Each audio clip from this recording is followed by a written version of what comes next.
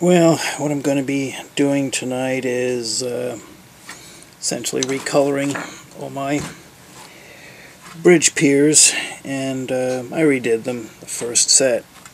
I just didn't like the way they came out.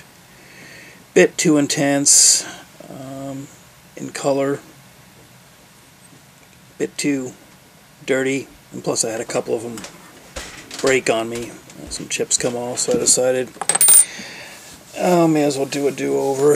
So, doing things a little bit differently this time around. I'm actually using some of the white highlight and some grimy black and muddy red. I'm basically just kind of mixing them together here on my cork here.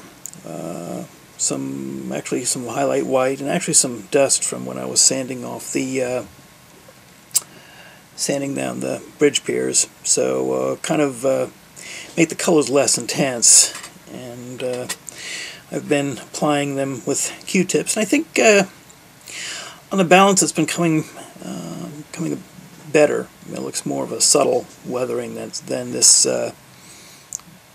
kind of, I'd say, gross caricature, at least in my opinion. So that's what I've been doing. What I've been doing is this is just a demo piece, demo pier. I can sit back and play around with my ideas. I've actually been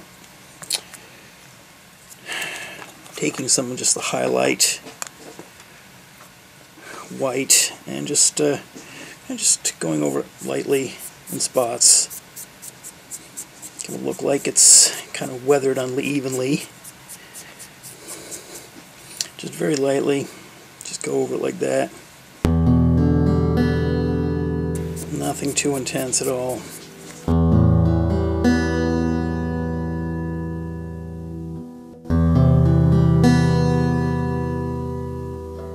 And I've got my mixtures here of black and white, and then some brown, and let me add a little bit more, just a little bit. Just a little bit like that. I'm going to take a little black, just a touch of it.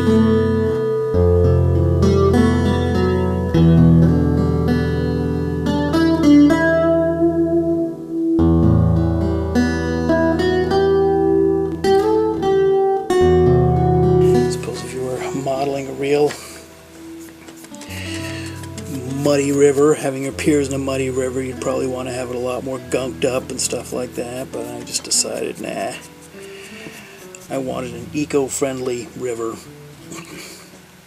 one that didn't look like it was streaming out of a toxic waste dump like it was kind of here. So anyway, that's history. Move along, nothing to see. Now I'm going to take some of this black and white mixture and just kind of streak down like that from the top going down, streak lightly like that, like dust and dirt had gathered over the top and dripped down just a little bit.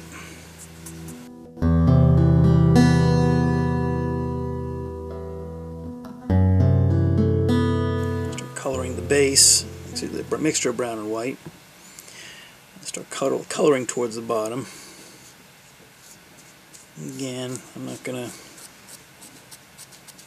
actually have it more intense towards the bottom.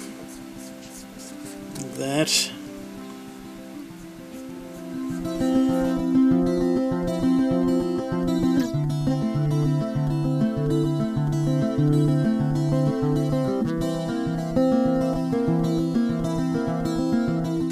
This is underwater, so actually I probably should darken it up a little bit more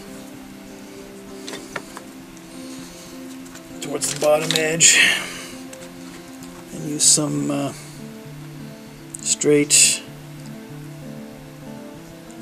out of the bottle.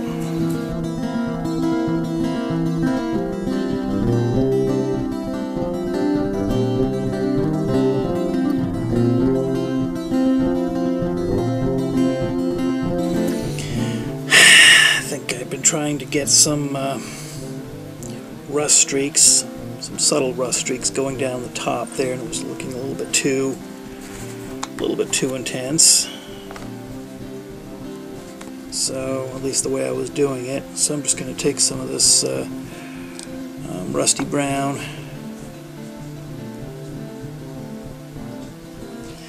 and just kind of mix it in a little bit. That white, kind of cut it down a little bit. Okay, and then just lightly, very lightly streak that, just like that.